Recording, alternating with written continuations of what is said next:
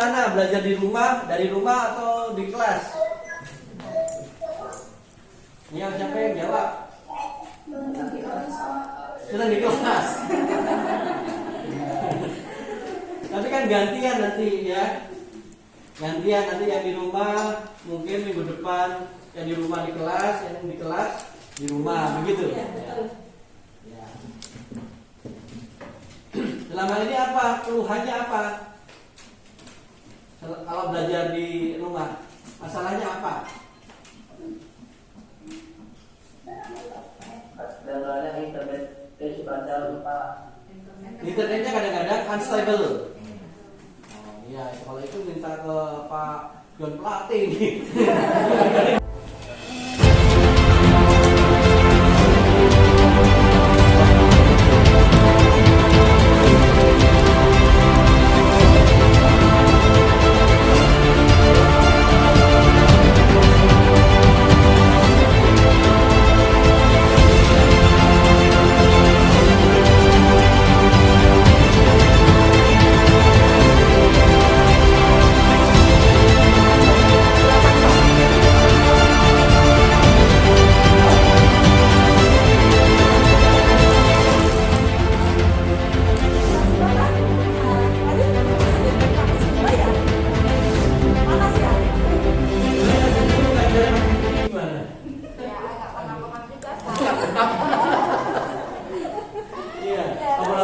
Menjelaskan ya? Iya, makanya saya dengar suara ibu, saya tanya gitu.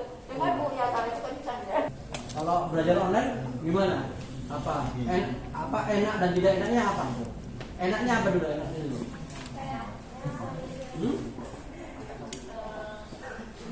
Enaknya apa enaknya? Enaknya ada yang pasti meeting tuh enak, jadi penjelasannya lebih jelas. Oh. Kalau nggak enaknya kadang suka kurang paham, walaupun udah Google Meet. Kurang paham. Sekitar 23% ya madrasah di Indonesia ini diperbolehkan untuk PTM tatap muka di Indonesia ya. Dari catatan Bapak monitoring ke MTS 33 Jakarta, apa yang menjadi catatan Bapak untuk kegiatan PTM terbatas ini? Ya, terima kasih. Saya sudah melihat proses PTM di MTSN 33 Jakarta.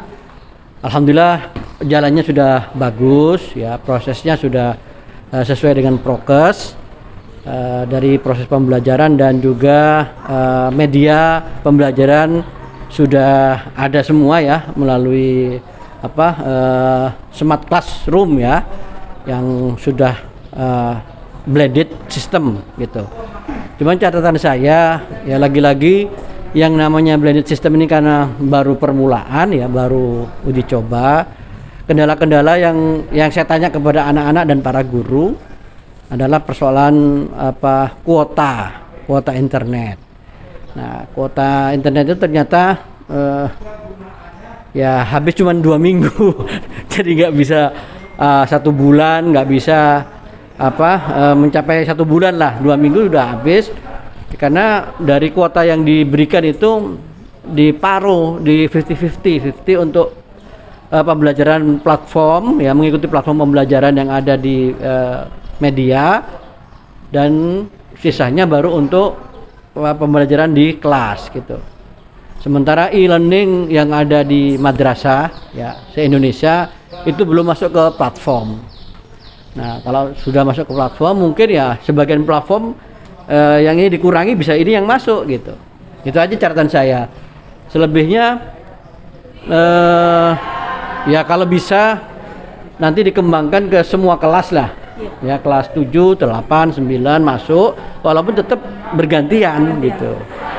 Memang kita ke depan tuh kayaknya begitu. Nggak bisa murni kembali ke tahun sebelumnya yang murni masuk 100%. Kayak nggak mungkin. Selama COVID masih ada dan itu mengharuskan blended system. Pak, PTM terbatas ini kan membuat guru harus mengajar 2 metode pembelajaran ya, baik secara luring maupun daring. Seperti tadi Bapak lihat, kira-kira apa gagasan atau program kerja Bapak ke depan untuk menghadapi permasalahan nanti seperti ini lagi? Ya, saya kira perlu ada juga pelatihan-pelatihan untuk guru ya. Ya, karena tidak semua guru itu apa istilahnya terhadap teknologi itu familiar. Itu yang pertama, harus ada keterampilan ya khusus para guru dalam mengajar, karena ini dengan dua alam. Saya mengatakan dua alam nyata dan alam maya. Nah, itu tentu didaktik metodiknya harus berbeda. Kita memberikan stimulus kepada siswa-siswi. Ya, ini harus dua juga, yang di alam nyata dan alam yang maya. Kita memberikan mengelola kelas. Mengelola kelas bukan kelas nyata aja, tapi ada kolam mengelola kelas di kelas online. Itu kan harus ada trik-triknya, harus ada panduannya. Jadi dengan adanya corona ini, dengan adanya PTM ini, memang harus merubah semuanya. 36 derajat itu, 360 derajat itu harus berubah. Ya, guru saja ketika mengajarkan, ini kan di dua alam ya, alam nyata dan alam maya. Ini didaktik metodiknya harus berubah. Nah, terus pengelolaan kelasnya juga harus berubah. Psikologi pembelajaran juga harus berubah. Kan berada di dua ini. Dan seluruh ilmu-ilmu kependidikan yang kita belajar di IKIP maupun belajar di Fakultas Tarbiyah itu harus direform dengan dua kenyataan ini. Nggak bisa kembali ke alam yang dulu-dulu. Pak, saat ini kan belum ada tanda-tanda pandemi itu kan yang berakhir. Kemungkinan nanti kan ada PJJ selanjutnya. Apa reaksi tindak lanjut program tercepat dari Kementerian Agama untuk mengatasi PJJ nanti selanjutnya ketika pandemi belum berakhir juga? Iya, yaitu kita yang pertama kita harus melakukan transformasi digital dengan cepat. Ya, dalam segala aspeknya, baik dalam pembelajaran, dalam perkantoran, dalam administrasi, itu harus transformasi. Nah, terus yang kedua, tentu ruang-ruang kelas, sekolah-sekolah atau madrasah-madrasah harus melakukan transformasi digital, ya, karena tidak mungkin kita kembali ke alam nyata seperti tahun-tahun sebelumnya, karena ini sudah dua, ada alam maya dan alam nyata. Itu saya kira new normal, ya itulah arahnya ke situ. Kemudian berikutnya tentu melakukan pelatihan-pelatihan untuk para guru, karena ya intinya belajar itu, kesuksesan itu kembali ke guru kan.